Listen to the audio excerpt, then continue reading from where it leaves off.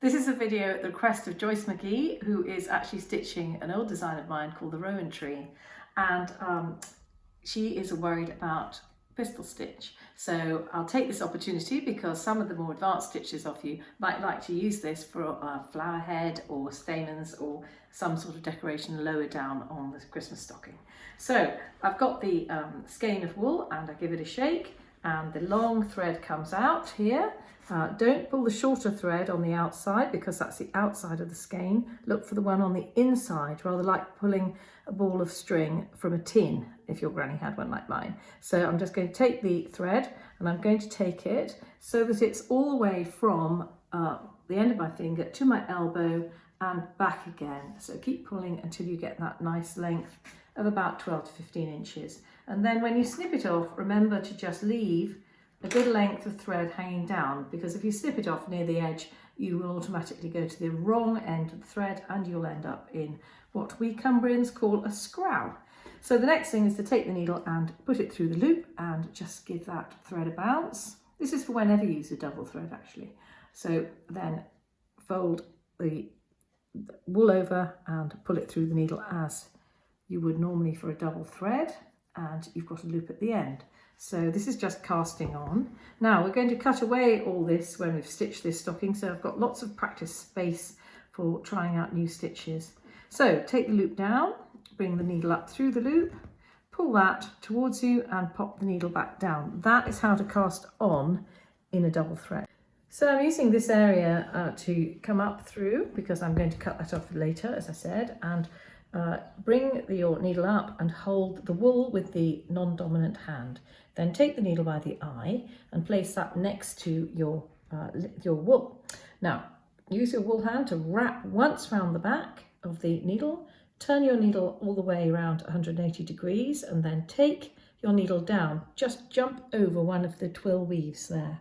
So you're going down in the next door valley. Push your needle down just enough so it engages with the linen and gets past that little pointy bit at the end, and then use your wool hand to hold the wool up in the air to keep that turn up near the eye. Now take your hand and swivel it round and press that knot all the way down on the needle. And at this point I could just let go, everything stays in place, but in fact I want to hold the needle to keep that knot straight, but let go with your wool hand, put your wool hand underneath and pull that through. Now that is my method of making a French knot, and it will always mean that your French knots are the same size and they're the size of the needle that you're using. And I do prefer to use a double thread because I think it gives a really nice chunky look on top of the linen. Now to make a pistol stitch, and that's a French knot on a stalk, if you use the same method but go down a little further away and point your needle down, slide the knot down, you'll find that your thumb on your needle hand is very well placed to just slide down the needle, and just, you see that the strength I've got there, just to hold the needle straight with the top finger, the index finger. Then take your hand underneath and pull that through. And I'm just going to do a really long one now, so I'm going to go about an inch, take it round the back, an inch away. Now slide down with your ring finger, slide down with your thumb, hold the knot in place and just come down. Now I'll do one more before I show you the cheats way.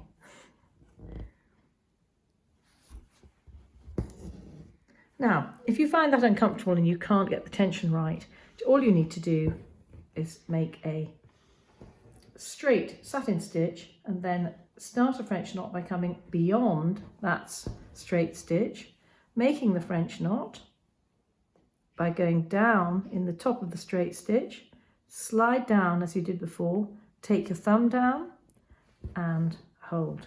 So it's a kind of cheats way really. So I'll just show you once more on that one. You'll just have to judge how big you want your French knot to be. You could wrap it twice. I'll just show you that one. Once, twice. Go down at the end there. Slide your thumb down. I rather like that one. What do you think, Richard? It's great.